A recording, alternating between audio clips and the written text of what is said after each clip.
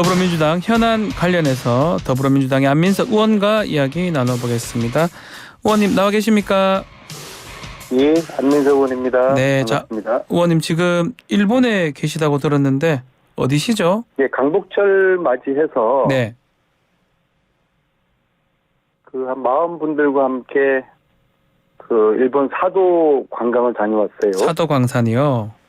네, 이 사도광산이 그 일제 말기에 우리나라 그 근로자들이 한 1,500명이 이제 강제 동원되어서 네, 또 이제 거기서 돌아가신 분들도 계시고요. 예, 이제 그런 곳인데 이곳을 그 구남도처럼 일본이 유네스코 세계유산으로 등재를 좀 추진을 하고 있지 않습니까? 예. 그런데 우리 정부가 너무 좀 소극적이에요. 제2의 구남도를 막아야 될 텐데요. 예, 그래서 이를 막아야 되겠다고 생각하는 그 학생, 또 일반인, 또 정치인 등등 해서 40분이 그 동경을 거쳐서 니카타 항구까지 한번 버스로 거의 8, 9시간 걸리더라고요. 예, 이제 배를 타고서도 2시간 반이고 일제 때는 뭐 배 타고 한 10시간 가까이 걸렸다고 그래요. 그렇겠죠 아마도. 그런 예. 곳이었는데 거기 가서 추모제도 벌이고 그리고 사도광산 유네스코 등재 반대하는 좀 구호도 외치고 시위도 하고 그러한 조그만 노력을 하고 이제 어제 동경으로 돌아왔습니다. 그 강복절 경축사 윤석열 대통령 이제 했었는데 일본 언론들이 좀 이례적으로 일본 비판 없었다고 좀 극찬을 하는 모양새였습니다. 어땠습니까? 아이고 어제 그 사도광산 함께 갔던 분들 중에서 이제 문화예술인들도 계신데요. 네. 그분들하고 그제 밤에 이제 이야기를 나눴는데 막 정말 그 쌍욕을 하시더라고요. 예, 욕을 한다고요? 예. 이게 뭐 대한민국 대통령 맞냐? 어떻게 강복절날 그런 그 일본하고 그 잘해보자는 그런 저 메시지를 하냐? 이제 그런 막 그 아주 그 붕괴하시던데요. 네. 그렇지 않습니까? 이제 다른 말도 아닌 광복절 축사지 않습니까? 그러면은 우선적으로 뭐가 돼야 됩니까? 조국 강목을 이루기까지 목숨을 바쳐 헌신하신 독립운동가에 대한 존경과 평가에 대한 그런 대통령의 메시지가 나와야 되는 거죠. 그게 참 이해가 안 되고요. 이제 그런 게 없었고 그다음에 당연히 우리를 지배했던 그리고 우리 민족을 30년 동안 괴롭히면서 침탈했던 일본의 만행에 대해서 규탄하고 사과를 요구해야 되지 않겠습니까? 강제 동원된 문제도 그렇고요. 또 뭐 이런 것도 이제 없었고요. 그런 거 없이 그냥 일본하고 앞으로 잘 지내보자, 서로 친구 돼보자, 서로 협력해보자.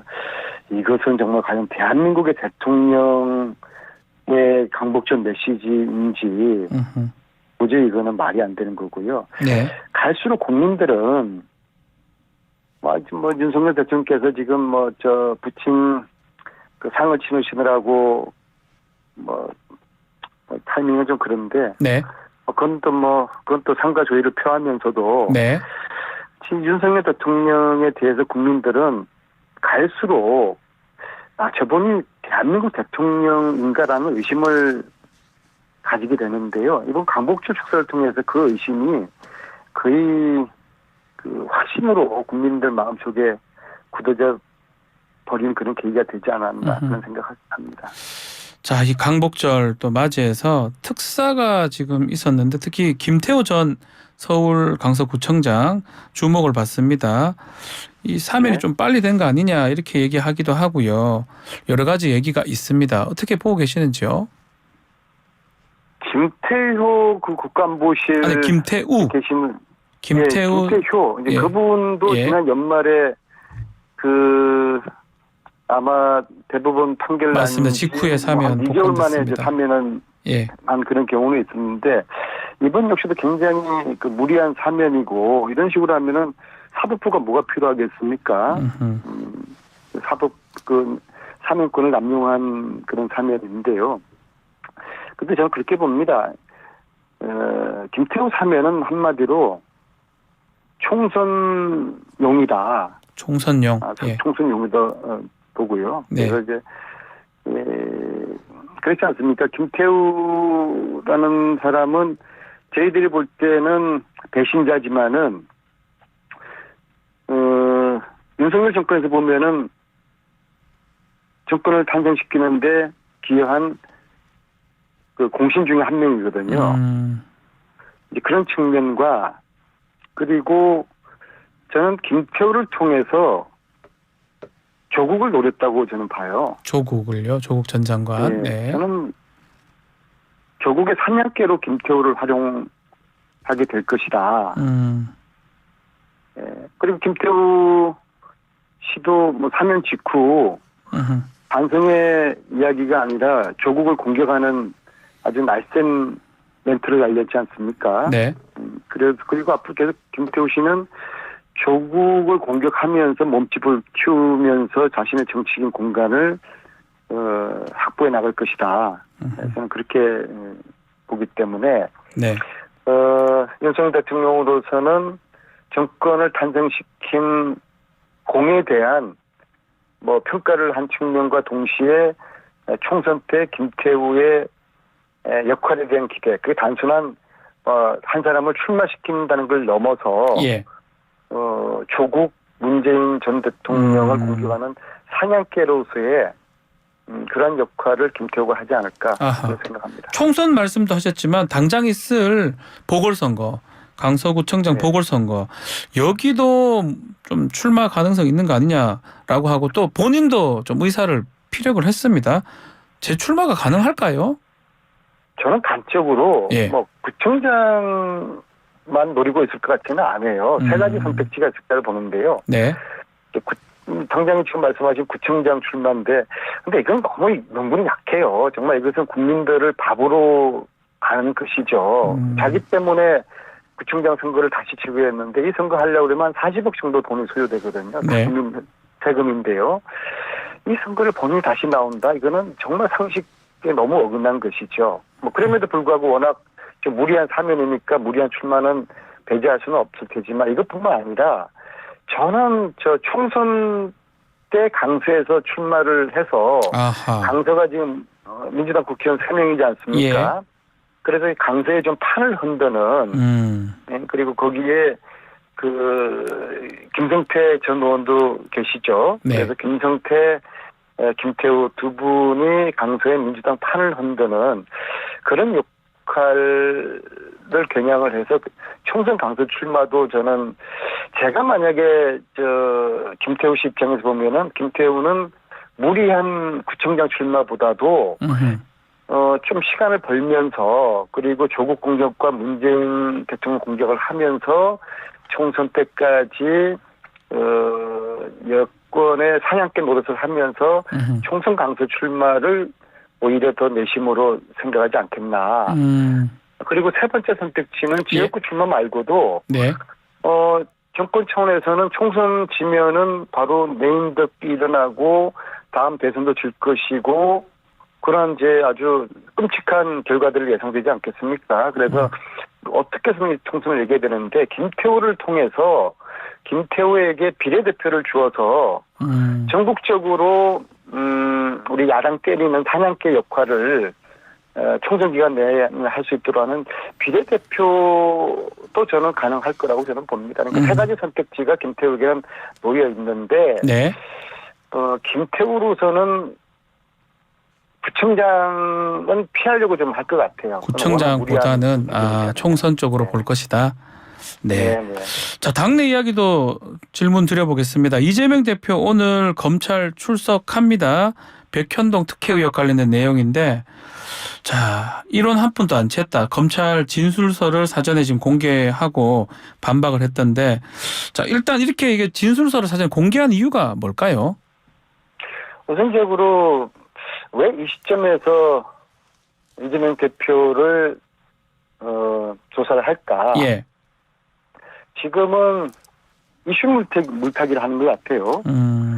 이제 조만간 이제 후쿠시마 오염수가 이제 방류될 것 같고요. 네. 그리고 지금은 잠시 소강됐지만은 김건희 고속도로 게이트 진상조사에 대한 요구가 있지 않습니까? 네. 그리고 이제 수해 부실 대응에 대한 그 책임 소재도 따져야 되고요. 정부리도 마찬가지고요. 이러한 이제 여건이 불리한, 즉 벼랑에 몰려 있는 이런 전국에서 야당 대표 이재명 대표의 백현동 관련해서 조사를 함으로써 좀 초점을 뭐 흐리게 하거나 내지는 관심을 좀 다른 데로 이제 돌리게 되는 그런 효과가 있겠죠.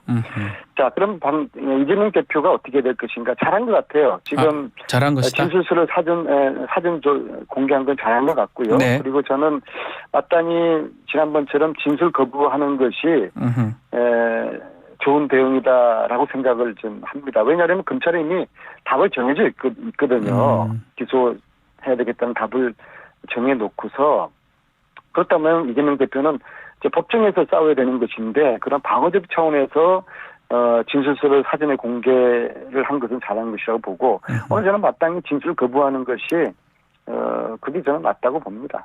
자, 그러면 이번에도 뭐 250장 분량의 그 질문지가 준비를 했다고 하지만 그 질문에 대해서 대다수 진술 거부를 하고 이 진술서를 가름하겠다, 이렇게 할 것이다, 이렇게. 네, 저는 그게 저는 현명한 대응이라고 봅니다. 자, 결국 뭐 그렇다면 또 영장 청구 얘기를 하지 않을 수가 없는데 시기가 참 갈리고 있습니다. 뭐 9월이다, 10월이다, 8월일 수도 있다, 이렇게 되는데 의원님께서는 어떻게 보십니까? 이런 좀 현상적인 문제 밑에 깔려 있는 좀 본질적인 말씀드리고 싶은데요. 예, 말씀 주십시오. 이제 내년 총선, 모든 게 내년 총선이에요. 네. 총선을 이제 바라보면서 지금 이제 내년 총선은 일반적으로 보면은 대통령에 대한 중간평가지 않습니까? 네. 근데 지금 이미 60%의 견고한 비토 세력이 형성돼 있고 또 경제도 당분간 회복되지 못할 거기 때문에 그럼 이대로 두면은 내년 선거는 국힘이 짙게 뻔하지 않겠습니까? 그런데 내년 총선의 중요성에 비추어서 지난 선거를 국힘은 그냥 두고 볼 수는 없겠죠. 그래서 이제 프레임 전략이 필요한데 중간평가 성격에서 이재명, 문재인 조국 때리기 하는 이런 그 프레임을 바꾸고, 그런 면에서 이제 김태우 사면을 제가 아까 해석을 해드렸고요. 예. 그 다음에 또 다른 게 야권을 분열시키는 것이거든요. 그래서 지금 현재 뭐 그대로 가고 있지 않습니까? 대의원 제도 폐지 논란을 통해 가지고 개파 갈등이 계속 악화되고 있지 않습니까? 얼마나 지금 여권은 표정 관리를 하겠어요. 저는 이제 그런 차원에서 이제 우리 야권 분열 이 차원에서 검찰과 검찰 정권은 이재명 대표의 청구 시기를 정무적으로, 정치적으로 판단할 것이다, 그렇게 보거든요. 정무적으로 판단할 것이다. 예, 이재명 대표가 요구했던, 우리가 요구했던 정기국회 이전의 영장은 치지 않겠죠. 예. 그렇게 하면은 뭐 이재명 대표가 대표에게 불체포 특권 논란도 있을 수도 없고, 그냥 가버리니까. 국회에서 표결할 필요도 없으니까. 네. 그래서 검찰 정권의 입장에서 우리 야권의 민주당의 분열을 노린다고 하면은 당연히 정기국회 9월 이후에 영장을 치게 되겠죠.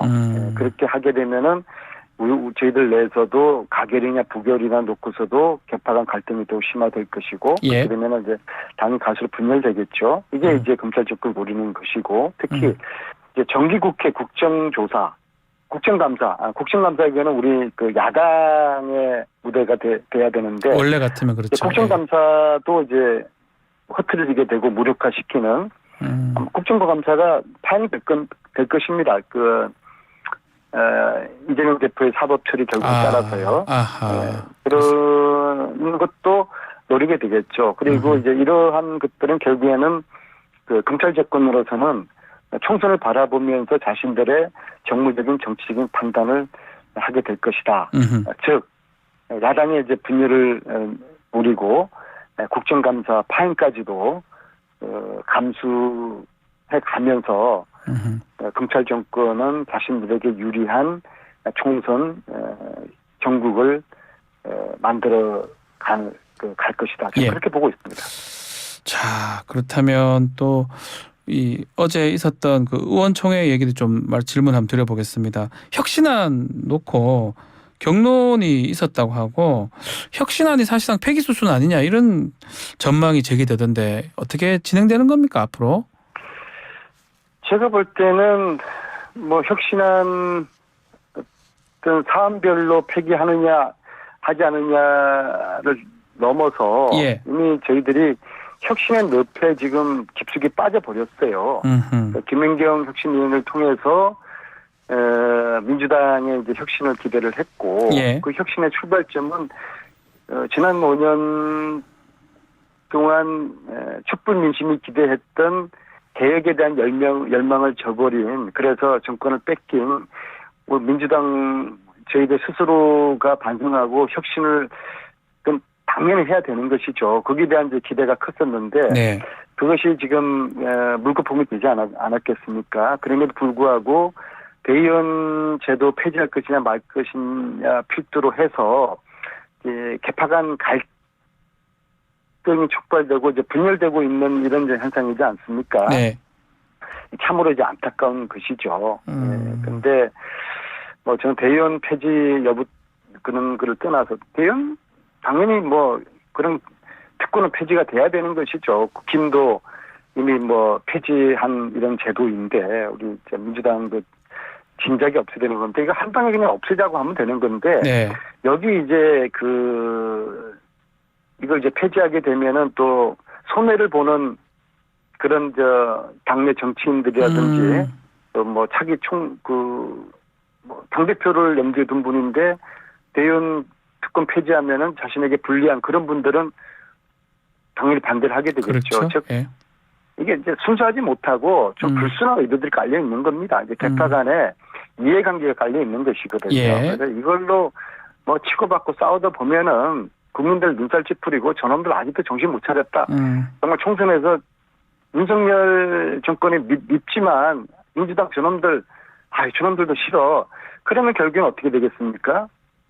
투표를 민주당 전통 지지자들이 투표장에 안 나온다. 것이거든요. 예.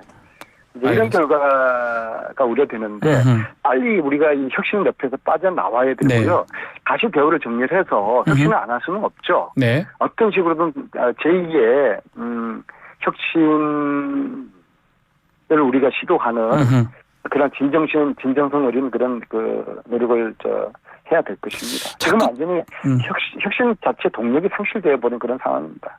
자, 끝으로 지금 현재 민주당에서 1특검 4국조 국정조사를 요구하고 있습니다. 해병대 사건 특검, 양평 고속도로, 또 방송장악, 오송지하도 참사, 잼버리 파행은 국정조사. 이게 국민의힘에서는 정치 공세라고 반발하고 있는데 현실 가능성 있습니까? 실현 가능성? 저는요, 정치가 인생이랑 똑같다고 봐요. 예. 우리가 어떤 일을 계획함에 있어가지고 많은 것을 하려고 하다가 아무 일도 못하게 되지 않겠습니까? 네. 지금 우리 민주당에게 널려있는 여러 가지 산적한 과제, 즉 집안 싸움 할 게 아니죠. 정권하고 맞서야 될 여러 가지 사안들이 있는데 이걸 백화점식으로 나열해가지고 여러 가지 것들이 욕심 부리다 보면은 한 가지도 제대로 못하게 될 것이라고 보고요. 제가 볼 때는 예. 저는 이번 가을 정기국회에서 김건희 고속도로 게이트 여기에 집중해야 된다고 봅니다. 양평 고속도로만 하자. 예. 그렇죠. 여기 집중, 딴 거 안 할 수는 없는데 여기에 집중을 하고요. 네. 왜냐하면 이거는 제가 볼 때는 이건 국정농단이거든요. 만약에 대통령 처가의 일가의 땅을 염두에 두고서 국가 정책을 국가 고속도로 노선을 변경한 이게 사실이라고 하면은 네. 이건 그야말로 권력을 가지고 사적 이익을 취한 그리고 최순실이가 해먹은 것보다 뭐 훨씬 더 많은 네. 이익을 취득한 이거는 알겠습니다. 국정농단 사건이 될 텐데 이거 의혹을 밝히는 여기에 우리 민주당이 집중을 해서 알겠습니다. 예. 총선까지 이 이슈를 끌고 가야 된다. 저는 그렇게 보고 있습니다. 알겠습니다. 자, 오늘 말씀 여기까지 듣겠습니다. 감사합니다. 네, 고맙습니다. 안민석 더불어민주당 의원과 함께했습니다.